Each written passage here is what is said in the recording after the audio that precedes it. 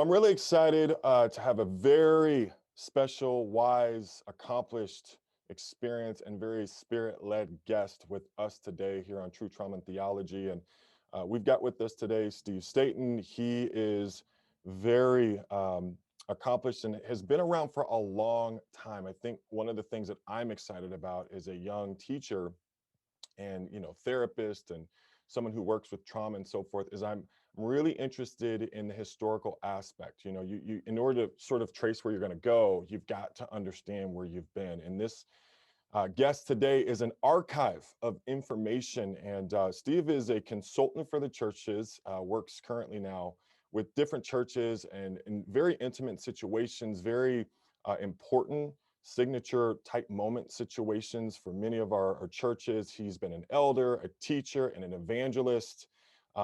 Currently has a theology, a master's in theology and conflict management. So he's got two masters. Worked as an engineer previously, and before we came on, he said he was kind of like a social engineer. I look forward to him explaining that a little bit as well. Currently also works with, and there's just so many things that he does, works with the Disciples Center for Education. And I am so excited because he's in the crosshairs of helping our worldwide fellowship of churches become more equipped, not just in terms of us being top heavy, but he wants to help distribute it. And I'm just so excited. Been a disciple for about 40 years. Steve, welcome to the show today. What an honor, Kyle. Thank you for including me on this series. I mean, your lineup of those you previously had interviewed is a little bit intimidating. So I'm just glad to be here. You're one of them. You're one of them, brother. All right. What I first want to do is the same thing I do every time, and it's just a very good way to get acquainted with you. And I'd like for you to share a little bit about your conversion. Okay. So I was raised Roman Catholic, very, very committed Roman Catholic, and it was a good experience. I did not leave the Catholic Church because of a rejection of Catholicism from personal experience. It was more that where I was headed was a zenith of the best of what Catholicism brought, but there was something more that I needed. The priest that I had most in my influence was the kind of relationship where we could go take a walk instead of going into the confessional booth. And I was a lay minister in college, administered communion, ashes on Ash Wednesday. My last Sunday as a senior, I did the homily. So I went to staff meetings. I was so in it. But becoming the first of like 44 cousins on one side to leave the Catholic Church happened for this reason. I had no power in my life. I was just looking for all sorts of ways to feed my inner being that were not spiritual, not biblical, not Catholic, not Christian, and it was empty. So I was door knocked by a Jehovah's Witness, and they challenged the daylights out of me. Like, it was very much challenging Catholicism. I thought, well, I can't even defend what I don't know. I'm just, like a lot of Catholics, we just do the catechism, do our classes, and do the Stations of the Cross and liturgy and all that. So I went out and got a Bible, and I was blown away by how awesome the Bible was. Then I got door knocked again by two brothers, and one black, one white, in DeKalb, Illinois. And they invited me to a soul talk, is what they called them back then. And this is the way that I remember it. I had a choice of going to the soul talk on a Thursday night or watching Mork and Mindy. So I thought, well, if I'm going to go to this soul talk, I better leave early or I'll be tempted. So I got to this thing almost a half hour early, and because I'll be tempted to stay home and watch TV. So anyway, I go to it, and it was just an incredible experience. Marty Fuqua was leading discussions, and he immediately made the Gospels come alive. I think the first one was on the parable of the sower, and I was hooked, and I didn't miss a beat after that. I would say about 6-7 weeks later, I made the decision to be baptized. A huge controversy in my family, obviously, because of this Catholic background. But the biggest and best decision I ever made. Oh, wow. I love it. I always love to hear people's conversion and just how God continues to convert us, even. He's not done, he just continues. And it's almost like we have a series of conversions even after our initial conversion. Right. Sure. That's right. I'm sure you had a few of those as well. Over 40 years, I could just imagine. Yeah. Yeah. Awesome. Okay, so I want to get into there's a lot of content, and I just want to say to all of our viewers today, I am super excited to get into. I've got a lot, so this may be a little bit longer today, but there's quite a bit that is important that we get into. I've got an article that you sent me, and we just kind of get into a couple of different themes from the article. I understand that I think it's going to be something that's possibly going to be coming out. But what I want to do is just have you talk a little bit, give us almost like a primer. So I'm going to ask you a couple of questions. Give us a primer, and I've got some very specific questions for you as it relates to the generational tension that we currently find ourselves in. And there's quite a bit of it. Okay. Okay. Okay. So So a let's, couple of years ago, I was asked to write an article on the 4 things I would tell my 30-year-old self when I was yes, 60, you know. yes. And so I did that. It was a blog for some disciple over in Europe, and I did it. And then I thought this year, I'm going to do the article, the 4 things I often get asked by Gen Y and Gen Z Christians. And the context of that is I've interviewed over 850 people in my consultations in the last 8 years. I've surveyed many more. I did a series that was intergenerational back in 2016. At that time, Gen Zs were not on my radar. So it was really seniors, boomers, Gen X, Gen Y. But, and I sent it out to about 720 people, 110 people responded. I categorized their responses by generation, and I saw themes. And of course, I got 3 daughters between 31, 36, that, classic millennials. And so I think about this a lot because there's the phrase the lost generation is used in 2 ways. First of all, it's used in the even the broader evangelical Christian world, that category of younger Gen Xers, older millennials have lost their faith or never received it, or the duns or nuns or whatever. But the International Church of Christ has the lost generation of those who lost their faith around the time of the crisis of 2003 and so forth. So what I want to do is just connect and build bridges, conversations to figure out how to get us all talking and receiving the insight from across our generation. So I think the 4 questions were: how should I address dysfunction in the church with our leaders? Younger people see things, and we should not be surprised. When we were young, we saw things, right?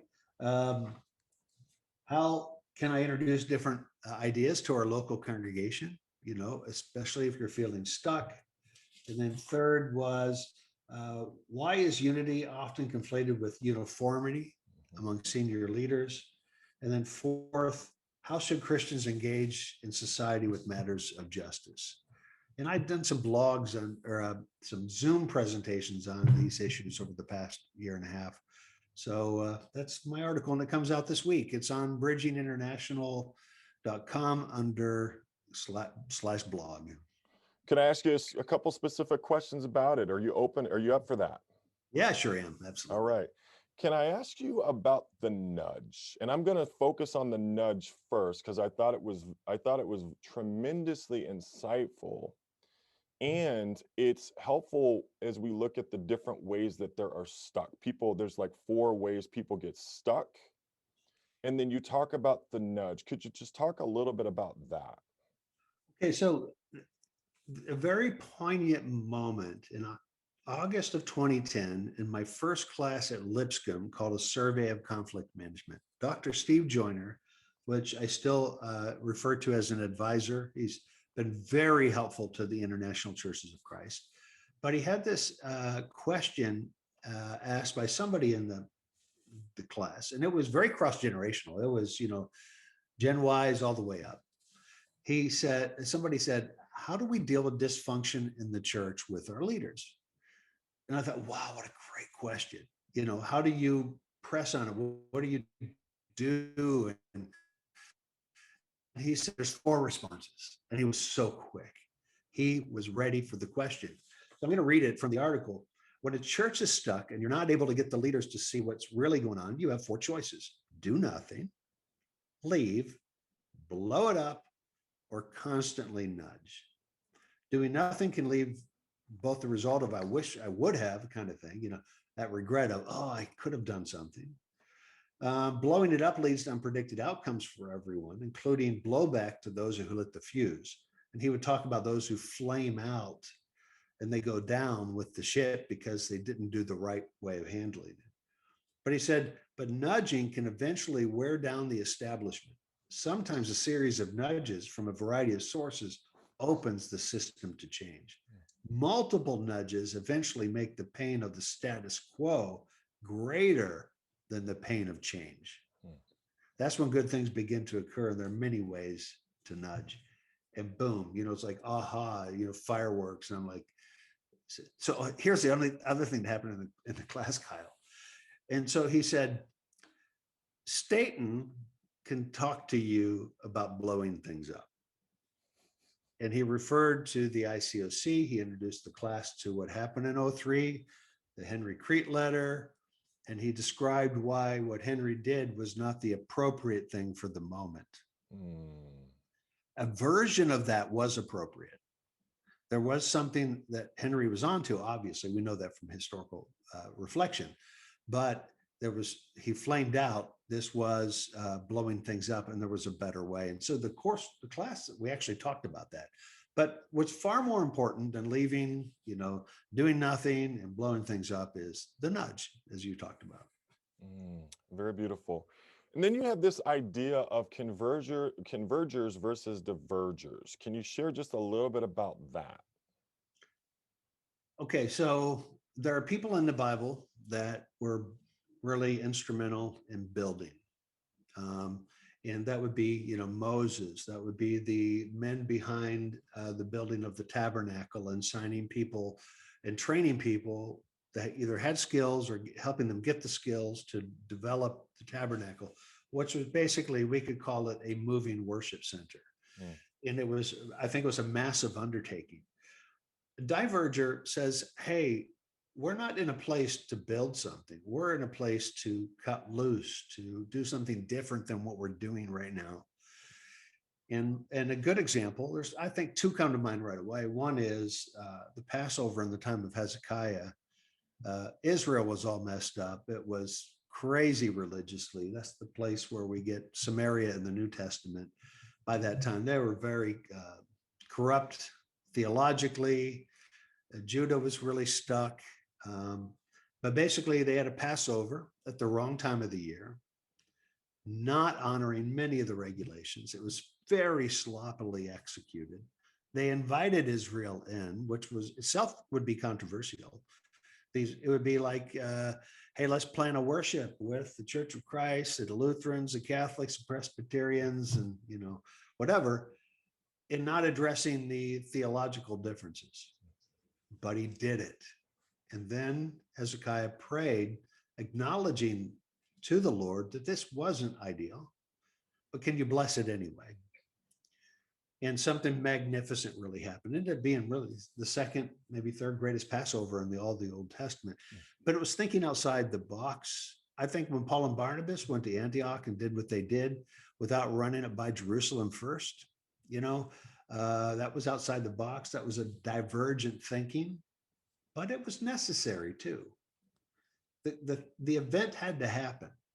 So somebody was pushing, and eventually they converted these Gentiles, and then they had to go back and, balance all the tensions with those who came from a more conservative end on things. So we need both. The problem that happens in churches, and I've seen this in consultations, is that when somebody's only focused on building, growth, building, structure, hierarchy, direction, sometimes they're building on something that's faulty and it's not really working. And we need a new think in there. And the other problem is, I don't like anything done in the past. Let's try this. And they're restless and they're always kind of looking to innovate and evolve and try new things, and they're not getting anything done. And the tension between what got us here is tried and true. And then the other side is, yeah, but what got us here won't get us there. We need Hmm. something new. And I had one church that I consulted for. The tension was so significant that the leadership group of 26 size, there was like 24 of them are progressive and restless and didn't want to do what we did in the past. And the other couple were conservative. But the church had a strong conservative element. And eventually it just had another crisis because it didn't take my direction.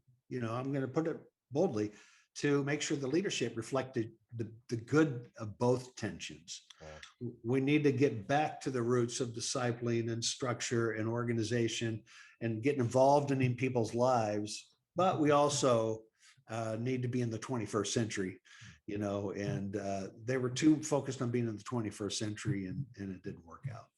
Absolutely. You answered my other question, which was the tension between what got us here versus the tried and true. And Right. I think there's a couple of things so there's a book called Oregon Trail Theology. It's interesting. It has this dilemma in really what churches have. And really it's this idea of the pioneer versus the settler. And so you have one part of, we want to go west. We want to be a pioneer sort of dilemma. And then the other folks are the settlers, which is, okay, we've gone west, we've done that, and we need to set roots. And I think even in the Old Testament, you see that always as well, that kind of that push and pull. It's interesting. It can be traumatic when you become overly pioneer or overly Right. settler in your mindset. What I'm hearing you say is that when you go to situations and you see a congregation that's overly pioneer versus overly settler, you Yeah. try to engage that in a very compassionate but truthful way. Right. Is that always easy? Is that sort of like butter, or is there some friction with that? There's friction, but I have a little bit of easier job because I'm not in the system. I'm not a source of controversy. So if I want to introduce a concept before we get to the issue, people will hear it. So if I say, hey, brothers and sisters, we need a both and thinking, Hmm. and let me demonstrate it. And I have actually walked people through negotiations and collaboration exercises that are just fun, safe, unrelated to church, to demonstrate why sometimes somebody wants are going to fight over an orange, but somebody actually wants the core of the orange and somebody else wants the skin. But Mm. sometimes people are so focused on fighting they can't see a both and there's all sorts of ways to get that point across before you get to the tension that exists in that church. And a real big one right now, I mean, this is big, is uh, the fact that there are a lot of disciples that don't want the spectator church, walk into the big event, and then go home. You know, that be entertained, hear a 45-minute sermon. There's kind of a done that. They want to be more participant. But there are people that love that format, the big box Mm. church format, and they get a lot out of it. The problem is with both ends of this is they judge the other side. Wow. And that you can really build a very good case for either one Wow. or both of them. And that's a real big deal. So back in 2016, I was doing a workshop for the Reach conference called Becoming Wave Makers. And I think we had a role play where there was that tension. We created a fictional town with a fictional geography where that became an issue. But I've since had to do that multiple times in my consultations because it's real. It's real. That role play was based off of real life, brother. There's no doubt. Oh, you wouldn't believe how many times I changed the names of the city. I might call it Gotham City, and it's just I'll do whatever. Well, what I want to do is I want to transition and I want to now interject specifically the trauma component in. And what I want to do for a moment for our viewers, listeners, is I want to just re-describe trauma and what trauma does. And now we're going to get into the next phase of this. trauma is so limiting because what trauma does is it doesn't allow us to have a both and. Again, our brain, our left and right part of the brain, the thinking and feeling, we can get stuck in the thinking part or the feeling part. And when we get stuck in the thinking, we can think, but we can't feel, or we get into the feel part, we can feel, but we can't think. When a signature moment happens, trauma comes along, it creates this either or, but also what it does is it narrows our field of view. And then what happens is whatever it is that injured us or whatever caused the trauma, our brain orients towards that and now makes that the threat. And then what it does, and this is where I think so many people in fellowships are stuck and have these different sort of triggers, is it overdevelops a reaction to that thing. Right. So now, as we think about what trauma does, and again, trauma limits our field of view, our goal in all of this, in order to have a both and, you have to widen your field of view. In other words, what trauma does is it just creates that one target. And in many ways, when we heal, we have to have the goal then at that point to be able to accept the both and, which is very difficult, very Yeah. challenging to create and accept a both and. And so one of the things I want to just talk about, you had mentioned again, that was a milestone moment for our churches in 2003 when and I would say that was a fracturing moment. And that siloed people. For some people, it put them on a moat. Some Yeah. people were not just uncomfortable, but uncomforted. And with trauma, this is key. It's not just about what happens, it's about what happens next. Yeah. That's one of the most important things about trauma. And so when you look at why people, and again, this is a very broad question, why so many people, it seems, are still so stuck. What comes to mind as some of the reasons for, since 2003, what has created that stuckness for people? Okay. Well, there's a lot of places to go with that. I would say, first of all, one of the ways that I've seen for people to come back from trauma is the ability, often it takes a third person, an outsider in this story, Mm. but is to see their voice in the narrative. Oh, And so I've had 21 consultations this century. Okay. And in the 21, a little bit over half have been under intense circumstances. wow. And and sometimes there's mental illness, sometimes there's abuse, sometimes there's power struggles, but people have saturated lenses, Mm. can be at the intense opposite ends of how to see the same events, you know.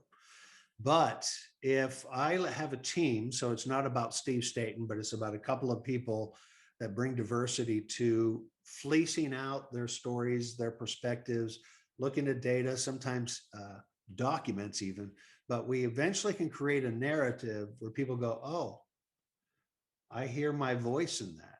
Yeah. I was taken seriously. And then somebody from the other end of the spectrum, similarly.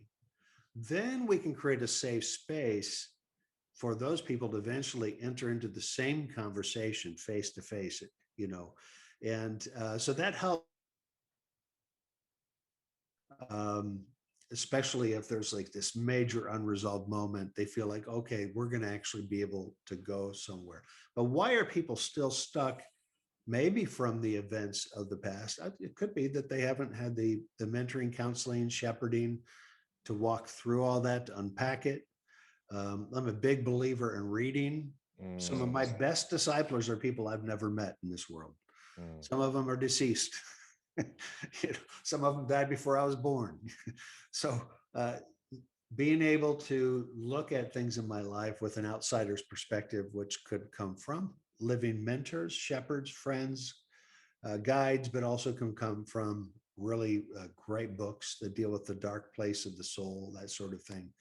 So I think if we were more of a reading church, it would help. Mm. If it could help to process it.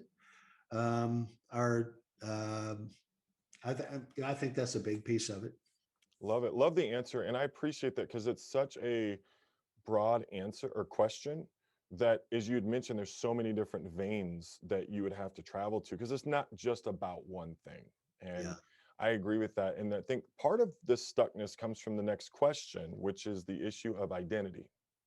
So when I think of what gives a movement an identity, when I think of what gives a movement an identity, when I think of what gives people an identity, a lot of it can come from leadership and so forth like that. But there's kind of like a personality, like a group think. This is what sets us apart. And if that thing gets fractured, then what is it that sets us apart? And do we have is part of our identity about the difference? So if we can't draw those differences so much the way we used to, or whatever it may be, is it difficult to form an identity? What do you think has made it so difficult for people, for fellowships, to really grasp an effective identity? Yeah, I'm definitely ready to answer that one because in 2004, as many people know, there was a conference between the mainline representatives and ICOC representatives in Abilene. And I ended up sitting real high up in the bleachers all by myself. There were not a whole lot of people from our family of churches there, probably less than 60, I don't know. I ended up sitting by myself and I heard people talking about the ICOC in a positive way.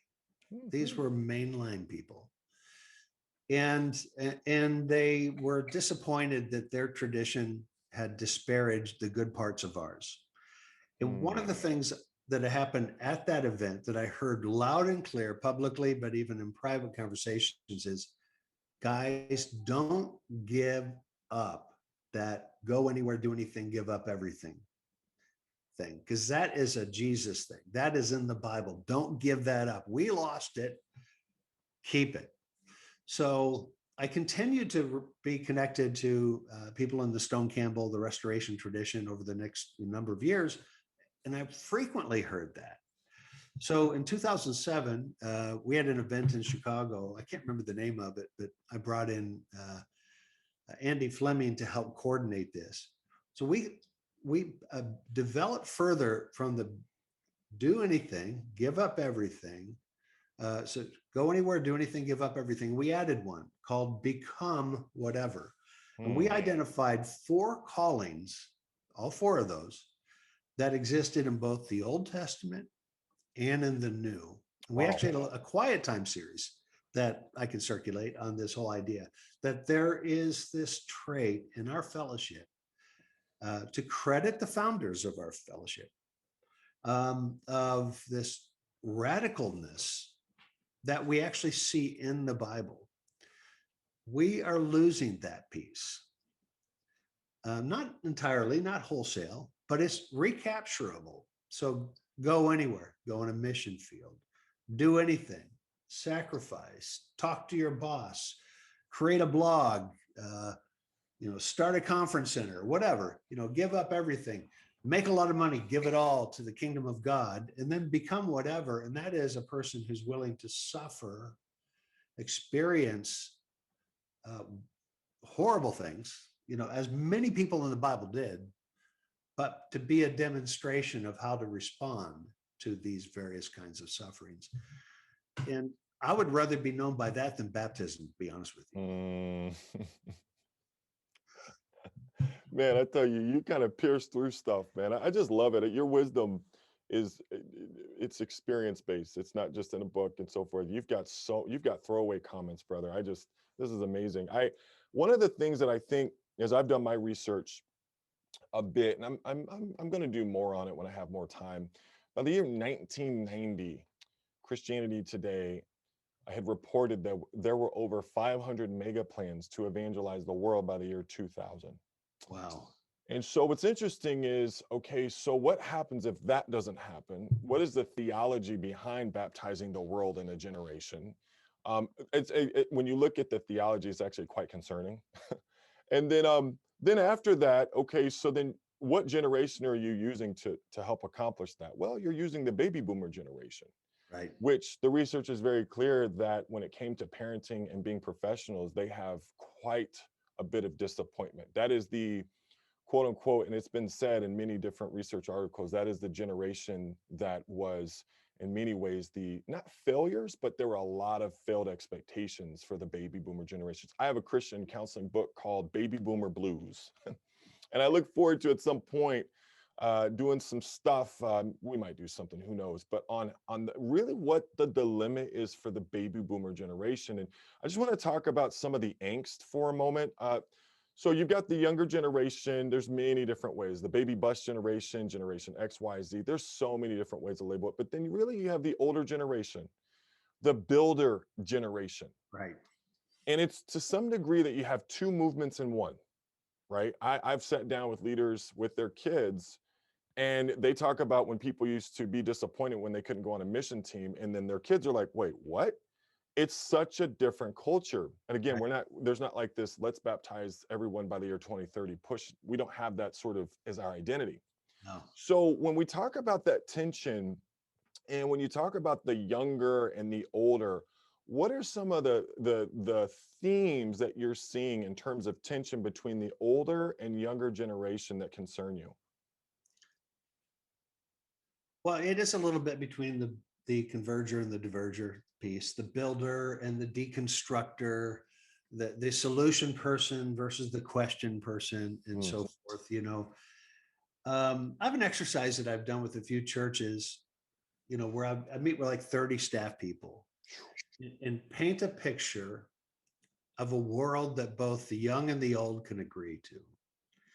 And so we would say, what if in the year 2040, we had thousands of churches. They shared the core identity, core connection, cooperated. Problems were solved collaboratively. We were at the front of justice issues on the planet. We were doing what the early church did, who invented hospitals, were in front of adoption and suicide and abortion, all these things. And we were the 21st century version of that. And we were becoming advisors to government officials because they wanted to have what we had in the church in their cities and so forth. And I said, if we had all that in 2040, let's ask ourselves, what do you think we did between 2020 and 2040? wow. And so how did we get there? And so what's happened, Kyle, is the 23-year-old staff person and the 59-year-old staff person are looking at the same situation, a positive situation, thinking, okay, here's what I think we probably did to get there. So they're kind of reverse engineering a success. And so we're now creating a conversation that's very both andish, Hmm. and so then what we would do is say, what do you think these people under 27 bring uniquely, specially? What about the next group up? What do they bring specially? How do you think we got into these multi-ethnic communities and got their attention? And so all of a sudden, the brain synapses are going in directions that they've never been before. Uh, Now, that's just a really great moment, Kyle, that you can have in a staff session like that. But it has to be followed up with, what are we going to do to make sure we develop the skill sets, roadmaps, pathways Yep. to do that sort of thing? But it does show us that whether you're 23 or whether you're 70, it is the same kingdom.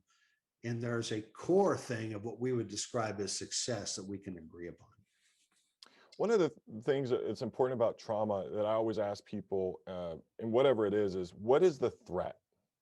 So if I'm talking with someone, let's say someone's older or younger, and I'll ask both generations, okay, what's the threat here? Okay, what do you? It's not just what's the, what are you afraid of, which that's real, but what trauma does, and especially when we are in a survival state long enough, is it works off of threat. If something feels threatened, and then that's where we start to see these, hyper arousal responses in the kingdom with people, is that when our brain sort of thinks in terms of threat, again, it's working off of something that's overdeveloped and is at this point obsolete. Yeah, But our right. brain isn't really going to sort of sort that out, because in survival mode, our brain, in terms of our prefrontal cortex, amygdala, it's all just sloshed around. So my question is this: based off of your experience, which is pretty robust, what are some of the fears that the older generation has, or some of the threats that they feel that is present in the younger generation? Okay, so older generation people, and I definitely identify with this irrational fear. Okay, we care a lot about our legacy, Mm, like what we've contributed, not wanting it to see it destroyed or lost, and that in our obituary and at our funeral, there's not much to say because what we developed and built is gone. oh, That is paralyzing to people that can't go, wait a minute, that's irrational. Okay. But I identify with wanting my legacy to count is a little bit more of a male issue from talking to women mhm. than it is with women. I think that's a cultural patriarchal paradigm, but we can, in my generation, go, oh no, we're going to lose the church. These people, they're not protecting it. They're going to go with the cultural winds of the day. Mhm. They're going to become this, that, and whatever, and they're going to become Marxist or. Talk about it. So that's a thing that can happen to the older people that you don't know what sacrifices we went through to build you something really great. Yep. Okay, but that's a real thing. It's just also not real. It's real in the sense it's felt. It's not real in the sense of that's not necessarily what's happening right now. Wow. I have to say that what you just said, I wish I could sort of take over every phone, every TV, every media outlet and blare that, because what you just said was so affirming.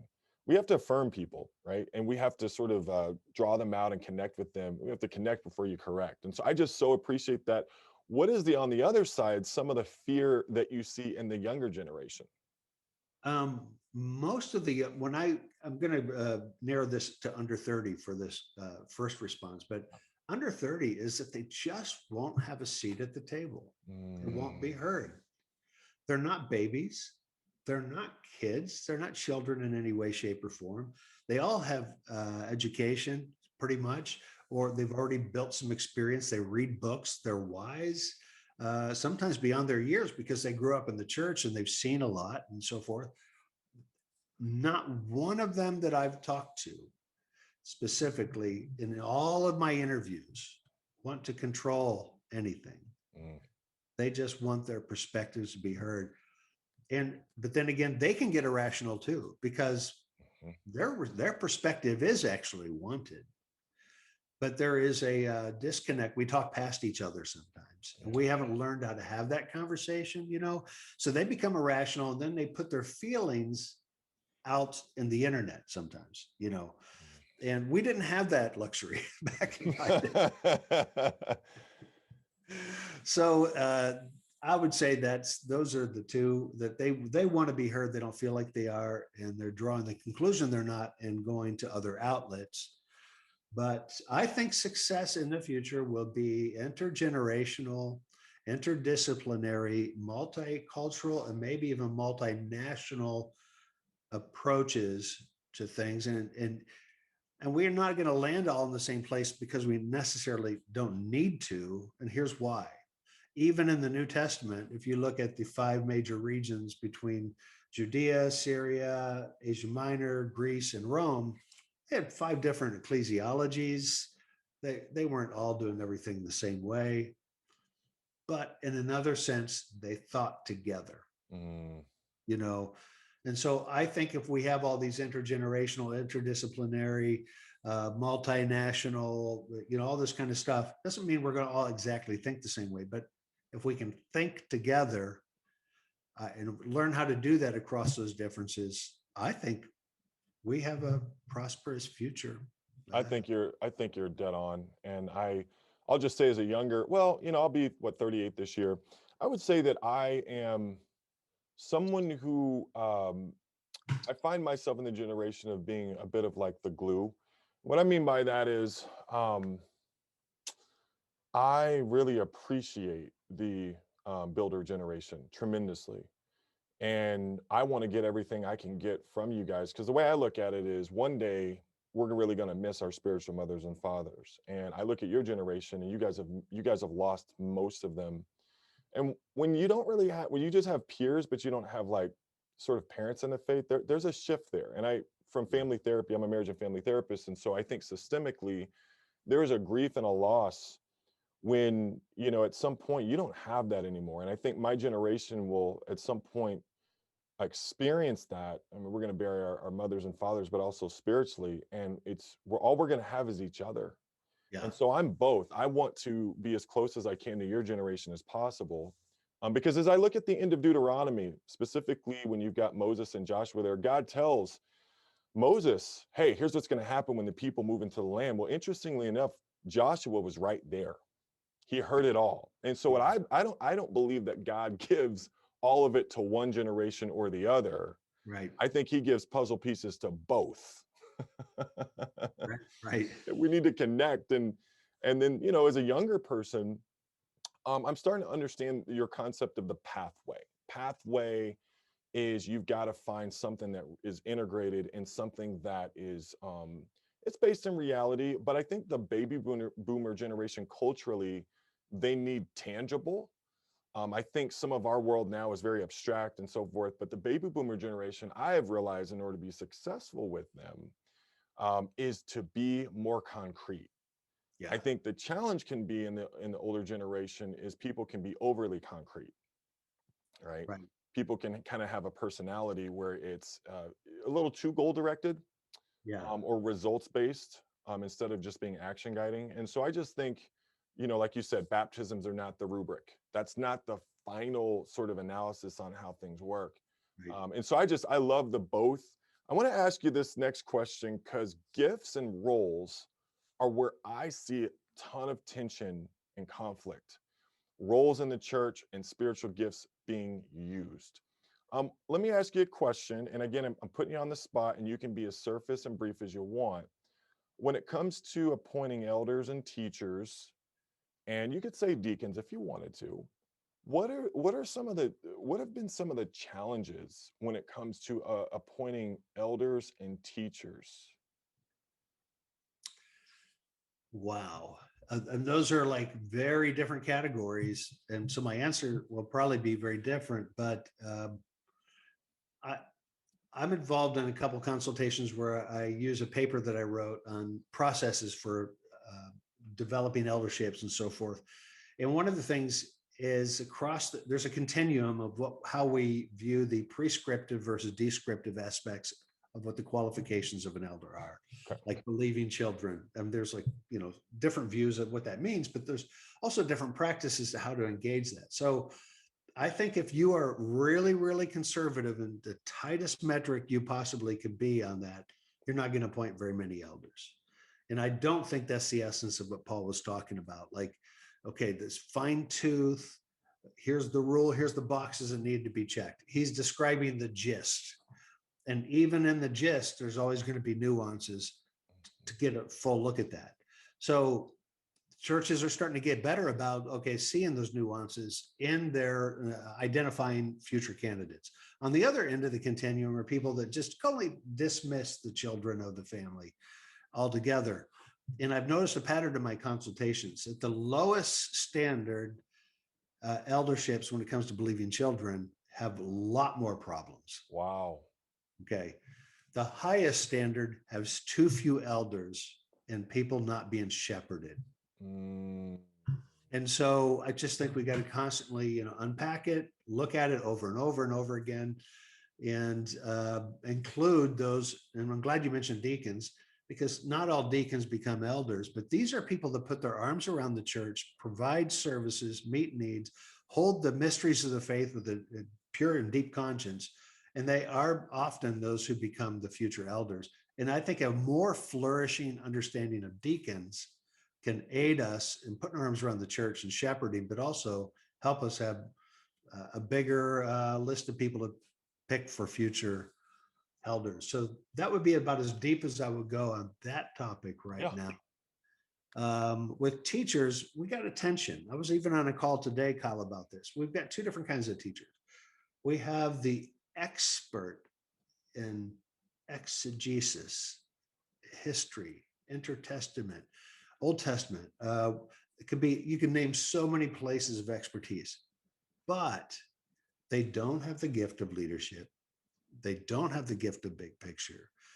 And they may not have the gift of understanding pastoring or evangelism very well, but the role that they play is wonderful. Then we have this other kind of teacher that is really a church builder.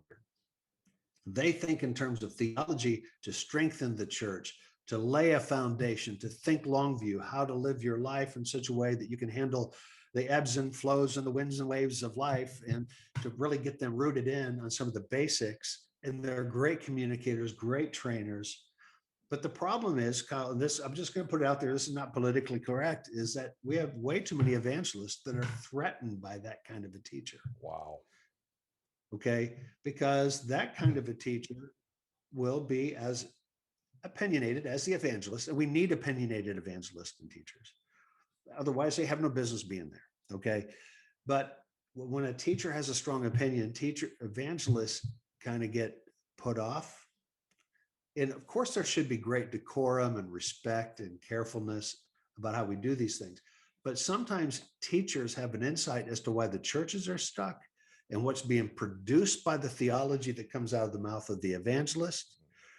And if evangelists would create a seat for a church building teacher,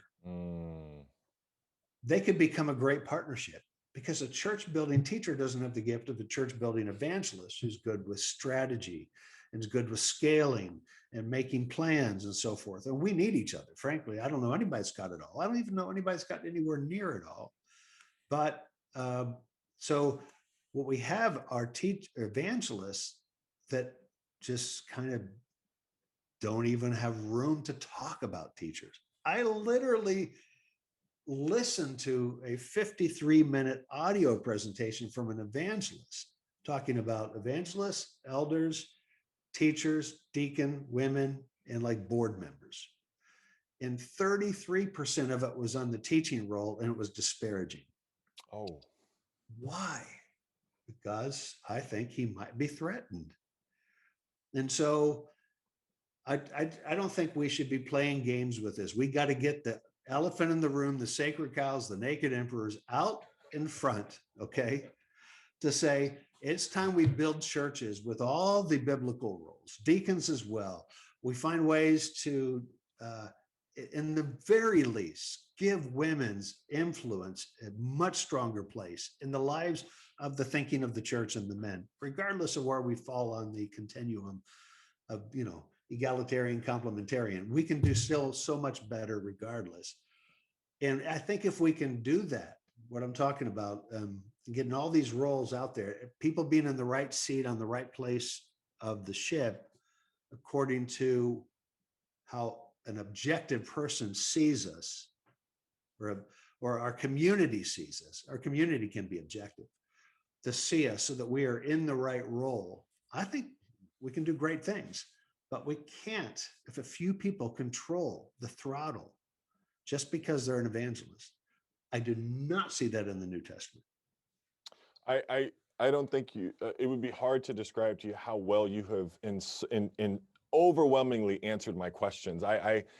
These are the types of things that I look for ways to reflect on the issue, not just ways to just say, okay, let's name the problem. I look for ways that help us to systemically. You just have to understand how systemic your thinking is so healthy and encouraging. And I literally, I could do a podcast just on this last question with you. And part of it is, as I have sort of grown and so forth, I definitely see myself as more of a pastor teacher. And what I mean by that is someone who have the gift of healing and shepherding, and that's, I mean, it is what it is. I can't sort of deprogram that. Awesome. I will never see myself as an evangelist per se, but I at times have thought, well, maybe I got to go through the evangelist funnel, and then I can sort of, and so for me, what I've accepted from the Lord is, hey, be what you are, and then make it easier for an evangelist to do what they do. My goal is to make it easier for deacons, elders, whoever, evangelists especially, to do their job, to make it easier for the members, not just the ministers, to do their job. And that's part of the teaching and the healing that I'm doing with trauma. And if we can sort of really address trauma, because I think trauma shapes theology, and then you end up with a trauma shaped theology. Yeah, absolutely. And so now part of what we're dealing with is, okay, trauma has put people in survival mode in terms of their hermeneutic. In other words, we want to have a hermeneutic that's therapeutic.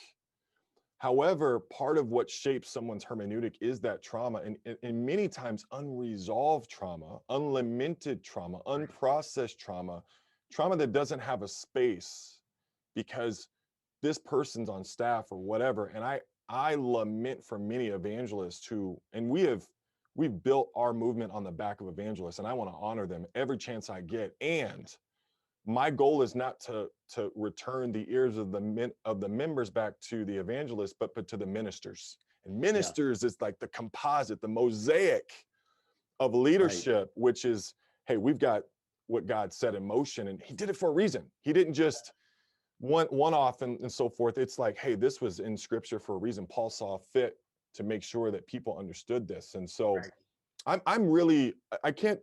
It's amazing. This is just a testament. We got somebody in your generation and my generation, and we are on the same Yeah, wavelength right now.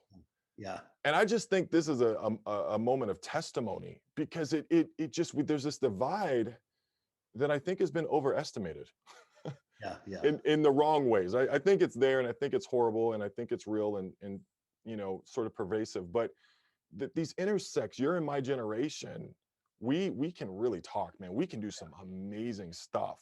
Let I me think, ask you, as we get ready to end, is there anything that you are about to do, any projects you've got coming up that you just feel like you're really passionate about and you kind of want to put a pitch out there for? well, I want to comment the last thing you said Please, about. please. So, Kyle, you specifically with your understanding of trauma, I've been moved every single time I've heard what you bring. What you bring is also affects our conversations about justice and race. What has happened to speak about trauma. I think a lot of evangelists were affected by the trauma of '03. Oh, I think what you bring is special, unique. You are on the front of the radar of the teacher service team in our churches because of the specialty you have. It is a niche that is timely, that is needed. And I want you to know that you are appreciated in a wider community than you probably even know. mhm. And so continue to do your work because I think it's really, really great. What am I doing specifically? Okay, so I work about 60% of my time with the Disciple Center for Education. And we are the people that the backers financially and the schemers, along with the teacher service team for the Teleos Journal. That really made the recent event, the Let Justice Roll event, even happen. Um, we are just so like fired up. I know it sounds like a teenage word, but fired up about infusing resources into the next generation. Our bigger reason that we came together, and it was a conversation October 2019 near Atlanta with a bunch of wealthy people, dreamers, schemers, teachers, about how we can identify people that are future scholars Mhm. and help them, those specifically has got their masters and MDivs and prove themselves with rigor to go on and get their PhDs. But we're not thinking US centric, we're thinking globally. So we developed this concept in January of 2020. We launched the Disciple Center for Education, and then we launched the Teleos Journal. But we were then trying to figure out how do we figure out who our scholars are. And so we've come up with our algorithm. But one of the things our goal is to put people around the globe to meet an ATS accredited level of certification with a PhD. That's the highest standard, or the equivalent in parts of the world that don't have that. So we've got 31 applicants. It started last October up until now. And of the 31, we've identified 4 that we're certain of. We still have to work out some of the variables, but we're certain of. We're looking for the next 4. And then even with the rest of the 31, some of them can come in later as they continue, because many applied without having quite the background. They weren't done with their master's or whatever.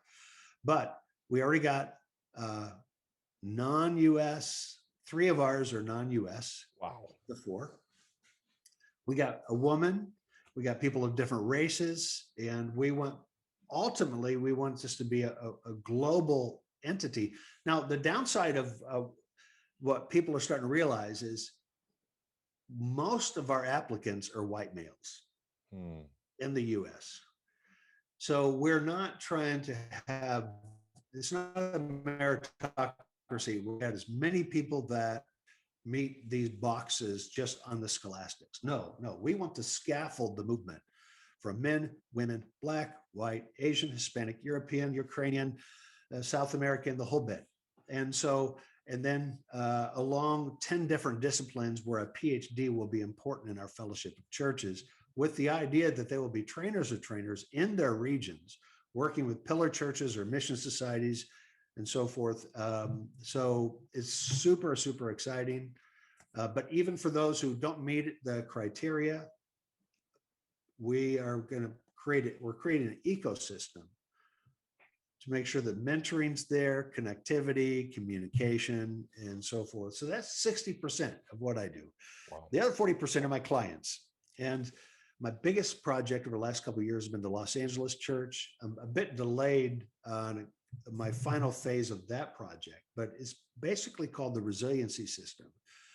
We want to get the LA church in a place that what we call anything can happen. Anything could be, of course, like a pandemic. It could be a major social event. It could be a Me Too moment where an evangelist is accused of sinfulness or abuse of some sort. It could be a sudden opportunity, a downfall of a ton of funds for doing something cool. It could be a brand new idea that's never been considered before. What we want to do is we're hoping to create the nervous system in the church, Mm-hmm. that everybody's connected. We have the right people for the right situation with the right disciplines and the right training. And we've created the model. And then we did training. That was last summer. Now the last stage, which will be this year, is creating training modules so that in a church of 6,000, there could be 100, there could be 200 or more people that understand risk management, conflict management, upstream thinking, how to respond to allegations that are people that are really good with money and resources, a meritocracy system for best ideas win, all this kind of stuff, negotiation, collaboration. Our modules will be done sometime this year, and then we can put this information, these training sessions outside of the LA church, but it's a very exciting project. So, Oh, I'm elated. And what's cool is just how God always has plans to make sure that his kingdom develops appropriately and properly. It's just that cannot be stopped. yeah, God will always move someone's heart. God is always changing the desires of a person's heart. And I just love that God has really molded the desires of both generations. Specifically, I'm grateful, and I want to continue for people to know how grateful I am to your generation, to you, Steve, for building. And you guys, I think we're able to do something that God wanted. He wanted to, I think, inspire the evangelical world. And I think he used you guys in a very powerful way. And I think at different levels, you guys subscribed to whatever it was, whether it was healthy or unhealthy. But what I most respect about you and your generation is how resilient so many of you are. I mean, so many of the builders are still around, and they're Ezekiel's, right. even for exiled folks and so forth. You guys are Jeremiah's, and I appreciate you so much. And I appreciate you coming on today. I appreciate you joining us and blessing us. I will go back probably at least 2 to 3 times and listen to this for me. And so I just cannot wait. And it's going to be longer, but I think I'm gonna just leave it long, because you know what? It's so rich. And I want to Okay. thank you so much for today. Okay. There's more that I would have covered, but it has gone long. People should read that are younger. 4 things I often get asked by Gen Y and Gen Z Christians. It answers the questions of what are nudges? What do they look like? What is impossible?